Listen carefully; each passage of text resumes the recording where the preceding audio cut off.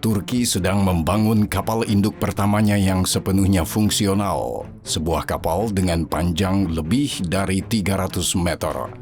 Setelah selesai, panjangnya hanya akan lebih pendek dari kapal induk super milik Amerika dan Tiongkok. Kapal kelas Mugam yang perkasa ini, yang pembangunannya dimulai pada tahun 2025, menjadi simbol perjalanan yang telah ditempuh Turki di bawah kepemimpinan Recep Tayyip Erdogan.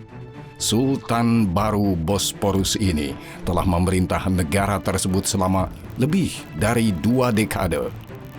Selama masa itu, Turki telah mengalami transformasi paling mendalam sejak era pendiri Republik Mustafa Kemal Atatürk.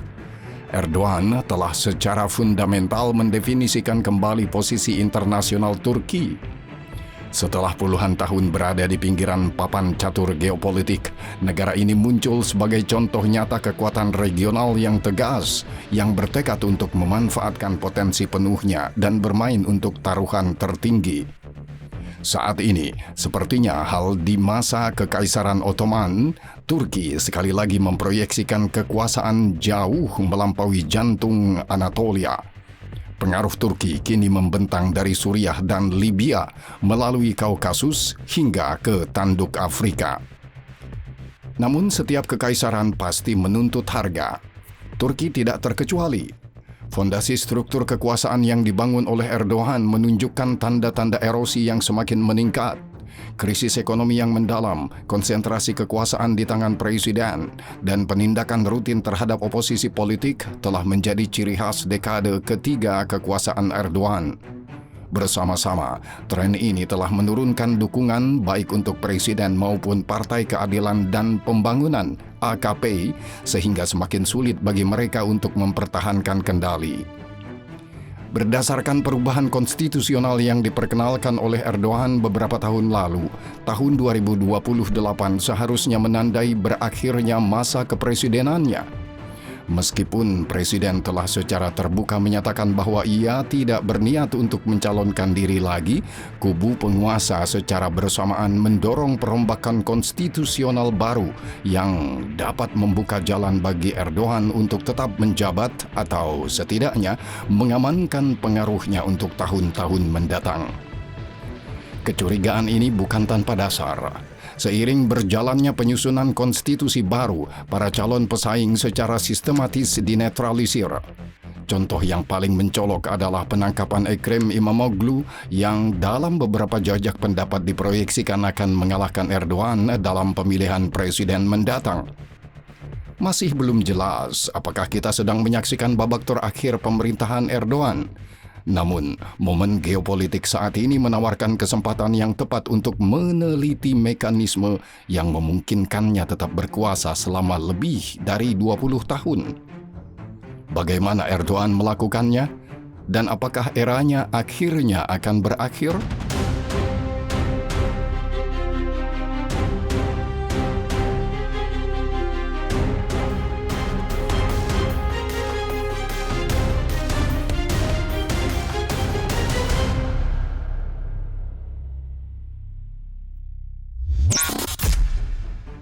Untuk memahami kisah Erdogan, kita perlu menelitinya melalui 3 dimensi utama: ekonomi, politik domestik, dan geopolitik besar. Kita mulai tentu saja dengan ekonomi. Tanpa memahami mekanisme yang disebut keajaiban ekonomi Turki pada dekade pertama kekuasaan AKP, mustahil untuk memahami Turki saat ini. Ketika Partai Keadilan dan Pembangunan (AKP) yang baru terbentuk berkuasa pada November 2002, ekonomi Turki berada dalam kondisi yang sangat buruk. Sepanjang tahun 1990-an, inflasi tahunan rata-rata berkisar sekitar 75%, sementara kas negara terbebani utang. Krisis mencapai puncaknya pada tahun 2001 ketika penarikan mendadak investor asing memicu keruntuhan lira Turki dan menyebabkan PDB menyusut sekitar 6%. Pada saat itulah Erdogan memasuki panggung politik ketika partainya memenangkan pemilu parlemen pada tahun 2002.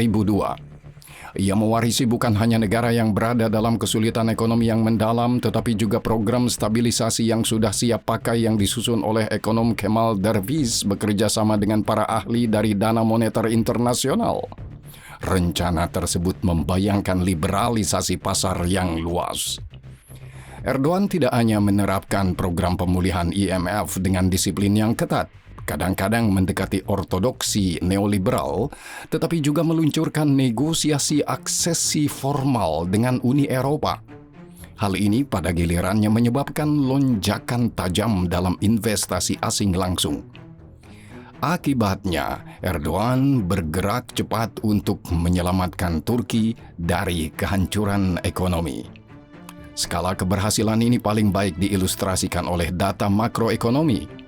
Antara tahun 2002 dan 2012, pertumbuhan PDB rata-rata mencapai 5,2%, sementara pada tahun-tahun puncak seperti 2004 dan 2011, ekonomi tumbuh dengan angka yang mengesankan, yaitu 9,9% dan 11% secara berturut-turut. Erdogan juga berhasil mengendalikan inflasi. Pada tahun 2004, inflasi telah turun di bawah 10%, membuka jalan bagi redenominasi lira Turki pada tahun berikutnya. Namun, keberhasilan Erdogan tidak terbatas pada indikator makroekonomi. Keberhasilannya juga dan mungkin yang terpenting merupakan transformasi sosiologis dan berbasis kelas. Kebijakannya menyebabkan emansipasi ekonomi yang belum pernah terjadi sebelumnya bagi penduduk konservatif yang tinggal di jantung Anatolia, Turki. Kota-kota seperti Kayseri, Konya, Gaziantep, dan Denizli yang dengan bangga dijuluki Macan Anatolia muncul sebagai pusat kelas menengah baru yang dinamis. Bagi Erdogan, kelas menengah Anatolia yang baru ini menjadi landasan kekuasaan politiknya. Jutaan orang yang selama ini merasa terpinggirkan oleh elit Kemalis lama tiba-tiba tidak hanya memperoleh pengaruh politik, tetapi juga mobilitas sosial ke atas yang nyata. Antara tahun 2002 dan 2012, pendapatan per kapita diukur dalam paritas daya beli meningkat dari sekitar $9.000 menjadi lebih dari $18.000, sementara tingkat kemiskinan menurun tajam. Para pemilih inilah yang bersyukur atas peningkatan status sosial mereka yang membentuk basis pendukung Erdogan yang kokoh. Sebuah kelompok pemilih yang bersedia memaafkan hampir semua kesalahan politik atau pelanggaran norma demokrasi yang dilakukan pemimpin tersebut. Lagi pula, di mata mereka, pemimpinlah yang telah mengangkat mereka keluar dari kemiskinan. Namun, keberhasilan ekonomi Erdogan terbukti sangat rapuh. Retakan pertama mulai muncul sekitar tahun 2013 ketika kondisi keuangan global bergeser dan prospek keuangan Uni Eropa mulai memudar. Saat itulah Erdogan secara fundamental mengubah model ekonomi Turki. Pertumbuhan seimbang yang berbasis pada ekspor, produktivitas, dan integrasi dengan Barat digantikan oleh model yang didorong steroid yang digerakkan oleh konsumsi domestik, kredit murah, dan yang terpenting konstruksi. Inilah awal dari apa yang kemudian dikenal sebagai ekonomi beton. Modal manusia dan keuangan, alih-alih mengalir ke sektor inovatif dan bernilai tinggi, secara besar-besaran dialihkan ke aset-aset yang tidak produktif, pusat perbelanjaan, proyek perumahan mewah, dan infrastruktur skala besar. Pangsa konstruksi terhadap PDB meningkat tetapi dengan mengorbankan daya saing industri. Lebih buruk lagi, sektor konstruksi menjadi alat korupsi dan praktik klientelisme. Kontrak-kontrak publik besar disalurkan ke lingkaran kecil konglomerat yang disebut Gang 5 yang pada gilirannya membantu membiayai mesin politik AKP. Ketika pertumbuhan ekonomi akhirnya melambat, konsekuensinya sangat parah. Pada tahun 2021, lira Turki anjlok, kehilangan 44% nilainya, diikuti oleh penurunan 30% lagi pada tahun 2022. Inflasi resmi melonjak mencapai puncaknya pada 85,5% pada Oktober 2022. Perkiraan independen oleh kelompok riset ENAK menunjukkan bahwa inflasi real melebihi 100%. Krisis tersebut diperparah oleh Erdogan sendiri. Bertekad untuk mempertahankan kredit murah bagi sektor konstruksi, ia bertentangan dengan logika ekonomi dasar, menghalangi kenaikan suku bunga. Baru pada akhir tahun 2025, Presiden mengizinkan penyimpangan dari Erdoganomics yang kontroversial ini dengan menyetujui program penghematan dan menaikkan suku bunga menjadi 50%. Namun langkah tersebut datang terlalu terlambat, setidaknya 2 tahun. Akibatnya, inflasi saat ini masih berada di sekitar 30% dan lira terus kehilangan nilainya. Oleh karena itu, menilai warisan ekonomi Erdogan sangatlah kompleks. Di satu sisi, dekade pertama kekuasaan AKP membawa pertumbuhan pesat dan mobilitas sosial yang nyata bagi jutaan orang di jantung Anatolia, Turki. Di sisi lain, peluang yang tercipta selama periode itu tidak pernah dimanfaatkan sepenuhnya. Kepatuhan Erdogan yang keras kepala terhadap Erdoganomics akhirnya menjerumuskan negara itu ke dalam krisis ekonomi yang dalam, krisis yang masih menjebak Turki hingga saat ini. Namun ada satu hal yang harus diakui, Erdogan berhasil menciptakan kondisi ekonomi yang cukup stabil sehingga pembongkaran bertahap sistem lama tidak memicu kerusuhan sosial berskala besar. Perjalanan politik Erdogan panjang, dramatis, dan sangat bergejolak. Pada tahun 1999, ia dipenjara karena membacakan puisi, sebuah episode yang pada saat itu secara luas dianggap sebagai akhir dari karir politiknya.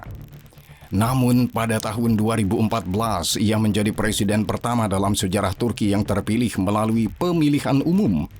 2 tahun kemudian, ia selamat dari upaya kudeta militer. Saat ini, ia memegang kekuasaan yang dalam praktiknya bersifat otokratis. Bagaimana ini bisa terjadi? Bagaimana Erdogan berhasil membongkar sistem Kemalis yang sengaja dirancang oleh Mustafa Kemal Atatürk untuk melindungi Republik Turki dari tokoh politik seperti yang diwakili Erdogan? Untuk memahami hal ini, kita harus kembali ke tahun-tahun awal pemerintahan AKP. Meskipun Partai Erdogan memenangkan pemilihan, posisi sebenarnya dalam aparatur negara sangat lemah. Turki lama yang didominasi oleh elit Kemalis sekuler masih mengendalikan militer, birokrasi, dan peradilan. Bagi kalangan ini, akar Islamis Erdogan merupakan ancaman eksistensial. Erdogan memiliki suara yang cukup, tetapi ia kekurangan kader yang loyal di dalam pemerintahan. Tanpa mereka, ia hanyalah seorang penyewa sementara yang sepenuhnya tunduk pada kehendak militer yang sejak berdirinya Republik pada tahun 1923 telah memposisikan diri sebagai penjaga konstitusi yang ditunjuk sendiri, menggulingkan pemerintahan pada tahun 1960, 1971, 1980, dan 1997. Untuk bertahan hidup, Erdogan menjalin aliansi taktis dengan gerakan yang dipimpin oleh Fethullah Gulen. Para pengikut Gulen yang telah bertahun-tahun membina kader loyalis yang dididik di sekolah mereka sendiri dan memiliki pengaruh luas di kepolisian, kejaksaan, dan peradilan menjadi sekutu utama Erdogan dalam perjuangannya melawan rezim Kemalis. Puncak kerjasama ini terjadi pada persidangan Ergenekon dan Balyoz yang terkenal yang berlangsung antara 2008 dan 2013. Dengan dalih memerangi apa yang disebut negara bayangan dan dugaan jaringan rahasia yang merencanakan kudeta, ratusan perwira militer berpangkat tinggi termasuk jenderal dan laksamana ditangkap bersama dengan jurnalis dan intelektual yang kritis terhadap AKP. Persidangan-persidangan ini menandai momen penting, runtuhnya kekuasaan politik militer dan pembongkaran sistematis tatanan Kemalis lama. Setelah musuh bersama disingkirkan, aliansi antara AKP dan kaum Gulanis mulai retak akibat perebutan kekuasaan dan pengaruh internal. Puncak persaingan ini terjadi pada malam 15 dan 16 Juli 2016 ketika unit-unit militer yang memberontak turun ke jalan-jalan Ankara dan Istanbul. Erdogan menuduh Fethullah Gulen sebagai dalang kudeta yang gagal dan menggunakan upaya tersebut sebagai dalih untuk menghancurkan tidak hanya gerakan Gulanis, tetapi juga spektrum lawan politik yang jauh lebih luas. Keadaan darurat yang diberlakukan setelah kudeta berlangsung selama 2 tahun. Selama periode itu, lebih dari 100.000 orang ditangkap dan lebih dari 150.000 pegawai aparatur negara diberhentikan dari pekerjaannya. Pembersihan paling besar terjadi di dalam militer dan peradilan, di mana sekitar sepertiga dari semua hakim dan jaksa dicopot. Tindakan terakhir dalam membongkar sistem lama terjadi dengan referendum konstitusional tahun 2017 yang menyetujui transisi Turki dari sistem parlementer ke sistem presidensial. Dengan langkah ini, Erdogan menghilangkan mekanisme pengawasan dan keseimbangan terakhir dari tatanan lama dan mengkonsolidasikan kekuasaan penuh di tangannya sendiri. Pusat pengambilan keputusan bergeser dari gedung parlemen ke kompleks Istana Kepresidenan yang luas di BSTP. Kementerian-kementerian direduksi menjadi sekretariat eksekutif teknis, sementara parlemen kehilangan fungsi legislatif dan pengawasan yang sebenarnya. Erdoganisme sebagai sistem pemerintahan bertumpu pada dekret presiden dan manajemen mikro yang meluas. Saat ini kita menyaksikan bentuk akhir dan matang dari transformasi ini. Dengan tersingkirnya baik kaum Kemalis maupun kaum Gülenis, aparatur negara tidak lagi menimbulkan ancaman bagi Erdogan. Sebaliknya, ia kini bebas menggunakan hukum dan sistem peradilan untuk secara sistematis menyingkirkan saingan politiknya. Contoh paling jelas adalah kasus Ekrem İmamoğlu. Ketika ia memenangkan pemilihan wali kota Istanbul pada tahun 2019, AKP menantang hasilnya dan memaksa pemilihan ulang yang dimenangkan İmamoğlu lagi, kali ini dengan selisih yang lebih besar. Namun, mesin AKP tidak menyerah, terutama karena İmamoğlu mulai dipandang sebagai politisi yang mampu mengalahkan Erdogan dalam pemilihan presiden. Pada tahun 2022, İmamoğlu dijatuhi hukuman 2 tahun penjara karena menyebut anggota komisi pemilihan sebagai orang bodoh. Kemudian, pada Maret 2025, tepat ketika Partai Rakyat Republik Oposisi bersiap untuk mencalonkannya sebagai kandidat mereka dalam pemilihan presiden berikutnya, ia ditangkap atas tuduhan korupsi dan gelar universitasnya dicabut, sebuah tindakan yang secara efektif melarangnya untuk mendaftarkan pencalonannya. Kisah Erdogan dan İmamoğlu mengandung gema yang tak terbantahkan dari pepatah budaya pop yang terkenal. Anda akan mati sebagai pahlawan atau hidup cukup lama untuk melihat diri Anda menjadi penjahat. Erdogan telah menjadi cerminan dari sistem yang pernah ia lawan. Pria yang dipenjara pada tahun 1999 karena membacakan puisi yang dulunya merupakan simbol perjuangan untuk kebebasan berbicara, kini menggunakan kekuasaan negara untuk membungkam oposisi. Pengamatan ini melengkapi gambaran suram tentang transformasi internal Turki. Namun untuk sepenuhnya memahami revolusi yang dibawa Erdogan ke dalam politik Turki, kita sekarang harus beralih ke arena ketiga aktivitasnya, ranah geopolitik besar. Erdogan telah secara tegas memutuskan hubungan dengan doktrin Kemalis tentang pengekangan dan isolasionisme yang terangkum dalam slogan terkenal, "Damai di dalam negeri, damai di dunia." Sebagai gantinya, ia mengejar kebijakan luar negeri yang tegas dan seringkali agresif yang dilambangkan oleh intervensi militer di Suriah dan Libya, dukungan untuk Azerbaijan dalam konflik Nagorno-Karabakh, dan pendirian pangkalan militer di Somalia. Konsep strategis utama yang mendorong ekspansi Turki di cekungan Mediterania adalah doktrin yang disebut Tanah Air Biru, Mavi Vatan. Doktrin ini secara signifikan memperluas klaim maritim Turki di Mediterania Timur, Laut Aegea, dan Laut Hitam. Ekspresi paling nyatanya adalah intervensi Turki dalam Perang Saudara Libya pada tahun 2020. Dukungan Turki menyelamatkan pemerintah yang berbasis di Tripoli dari keruntuhan dan sebagai imbalannya Ankara mengamankan perjanjian batas maritim yang secara efektif melegitimasi klaimnya di Mediterania. Pola serupa muncul dalam konflik Nagorno-Karabakh. Drone Turki, penasihat militer, dan dukungan intelijen secara signifikan mengubah keseimbangan kekuatan demi keuntungan Azerbaijan. Hal ini tidak hanya memperkuat posisi Ankara sebagai kekuatan perantara utama di Kaukasus Selatan, tetapi pada akhirnya memaksa Armenia untuk membuka apa yang disebut koridor Zangezur. Koridor ini sangat penting tidak hanya untuk hubungan Turki-Azerbaijan, tetapi juga untuk ambisi Ankara yang lebih luas di Asia Tengah. Koneksi darat langsung antara Ankara dan Baku di Laut Kaspia memperkuat proyek Pan-Turki Erdogan yang dijalankan di bawah panji Organisasi Negara-Negara Turki dan memperkuat peran Turki sebagai pusat transportasi dan energi yang menghubungkan Eropa dan Asia. Simbol paling nyata dari kebijakan luar negeri Turki yang baru dan tegas ini adalah drone, terutama Bayraktar TB2. Drone memungkinkan Turki untuk memproyeksikan kekuatan dengan biaya yang relatif rendah dan risiko korban jiwa yang minimal. Jangkauan geografis pengaruh ini sangat mencolok, dari Suriah dan Libya melalui Ukraina hingga ke tanduk Afrika. Pada tahun 2024, Turki menandatangani Fakta Pertahanan Bersejarah dengan Somalia, di mana Ankara secara efektif memikul tanggung jawab untuk melindungi perairan teritorial Somalia selama 1 dekade sebagai imbalan atas bagian dari pendapatan minyak dan gas di masa depan serta hak untuk memperluas pangkalan militer dan infrastruktur pelabuhannya.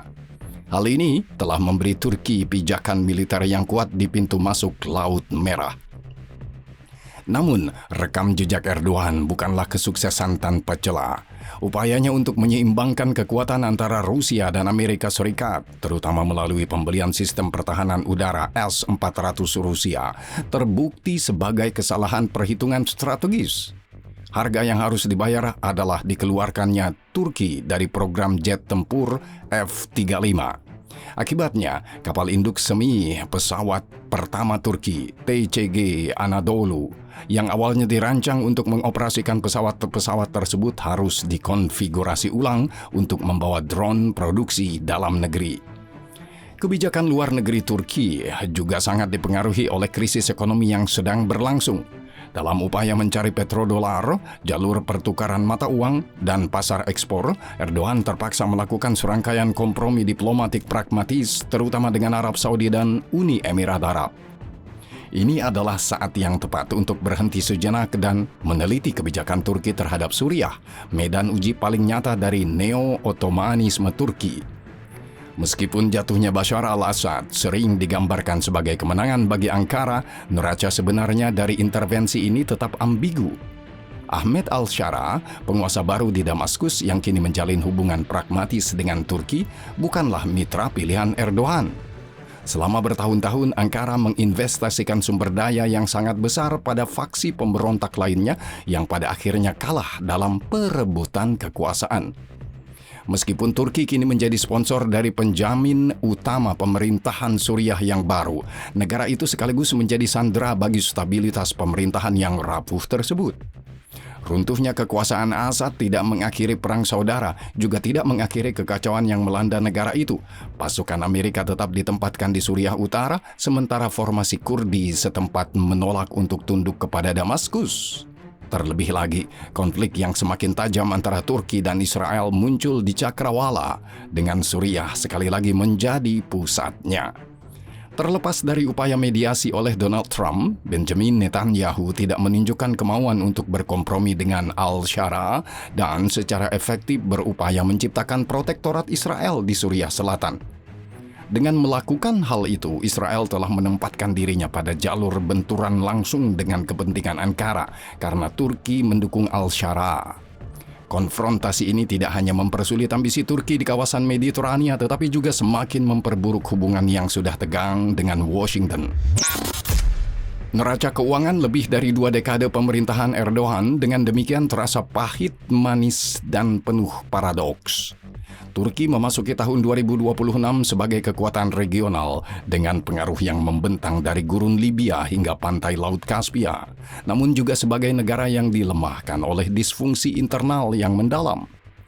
Akan keliru jika mengklaim bahwa semua keuntungan ekonomi dari dekade pertama kekuasaan Erdogan telah disia-siakan. Namun, tidak diragukan lagi bahwa dalam beberapa tahun terakhir, Erdogan telah mengorbankan kemakmuran dan stabilitas keuangan warga biasa demi membangun kekuatan negara.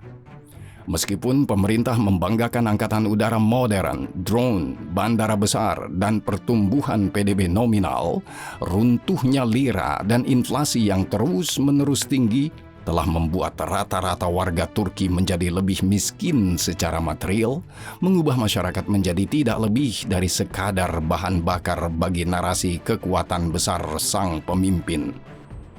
Lebih buruk lagi, atas nama visinya tentang Turki baru, Erdogan telah sepenuhnya membongkar sistem lama dan menggantinya dengan struktur kekuasaan otokratis yang berpusat pada satu individu, dirinya sendiri. Berdasarkan konstitusi saat ini, masa jabatan Presiden Erdogan yang berakhir pada tahun 2028 seharusnya menjadi yang terakhir.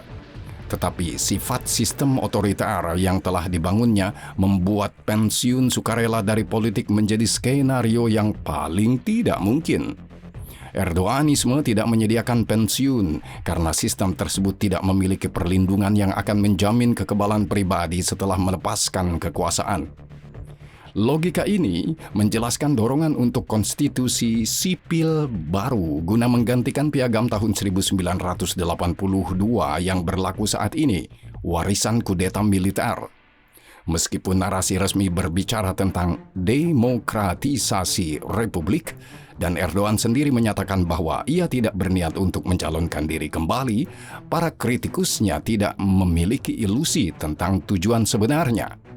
Tujuan utama konstitusi baru ini adalah untuk mengatur ulang penghitung masa jabatan presiden atau untuk menciptakan mekanisme hukum yang memungkinkan pemerintahan seumur hidup.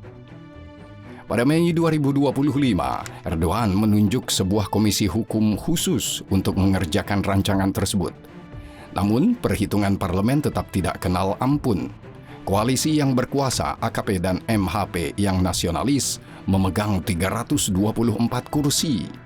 Mengajukan amandemen konstitusi ke referendum membutuhkan 360 suara, sementara meloloskannya langsung melalui parlemen membutuhkan 400 suara. Erdogan tidak mendapatkan dukungan sebesar itu sehingga ia melakukan perubahan taktik lebih lanjut. Dalam konteks ini, perundingan perdamaian yang diperbarui dengan Kurdi dan Partai Pekerja Kurdistan PKK dapat dipahami sebagai bagian dari strategi yang lebih luas. Kesepakatan apapun kemungkinan akan memerlukan perubahan konstitusional untuk sekali lagi mengatur masalah Kurdi, menciptakan peluang bagi Erdogan untuk memperkenalkan, bersamaan dengan itu, revisi yang memengaruhi jabatan presiden itu sendiri. Jika Erdogan pada akhirnya gagal mengubah konstitusi, ia akan dipaksa meninggalkan istana kepresidenan pada tahun 2028. Siapa yang bisa menggantikannya? Pertanyaan itu jauh dari sederhana. Erdoganisme sebagai sistem yang sangat personal telah gagal mengembangkan mekanisme yang jelas dan terinstitusionalisasi untuk transfer kekuasaan. Akibatnya, spekulasi berpusat pada beberapa tokoh kunci yang mewakili faksi-faksi berbeda dalam kubu penguasa. Jajak pendapat yang dilakukan pada akhir tahun 2025 memberikan wawasan yang mengungkap preferensi basis pemilih AKP. Dukungan terkuat diberikan kepada tokoh-tokoh dari aparat negara seperti Hakan Fidan, Kepala Dinas Intelijen MIT yang sudah lama menjabat dan sekarang Menteri Luar Negeri, dengan dukungan 33,4%, dan Sulaiman Soylu, mantan Menteri Dalam Negeri yang berpengaruh dengan 32,5%. Anggota keluarga presiden, meskipun memiliki pengaruh media yang besar, mendapat kepercayaan yang jauh lebih rendah. Putra Erdogan, Bilal, memperoleh 14,2% suara, sementara menantunya, Selçuk Bayraktar, yang ayahnya mendirikan Baykar, perusahaan di balik drone terkenal Turki, berada di angka 12,9%. Hal ini menunjukkan bahwa basis pemilih inti Erdogan lebih menyukai kesinambungan kelembagaan daripada suksesi dinasti. Namun, Erdogan terus menunda penunjukan pengganti, sepenuhnya menyadari bahwa dalam sistem otoriter, munculnya seorang pewaris resmi menandai kematian politik penguasa petahana, karena loyalitas elit segera mulai bergeser ke arah matahari terbit. Saat ini, Turki berada di persimpangan sejarah. Meskipun Erdogan masih mengendalikan aparatur negara, popularitasnya telah mengalami erosi yang tak dapat dipulihkan. Ketiadaan penerus yang jelas dan ketidakpastian mengenai apakah konstitusi dapat diubah menimbulkan pertanyaan mendasar. Dapatkah sistem politik yang dirancang untuk sultan bertahan tanpa penciptanya?